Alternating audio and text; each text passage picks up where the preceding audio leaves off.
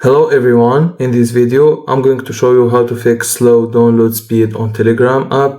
So all you need to do is open the app on your mobile and then log into your account and then press on the three lines and then press on settings and then scroll down until you find data and storage. You press on it and then press on storage usage, press on clear cache and then press on clear cache again.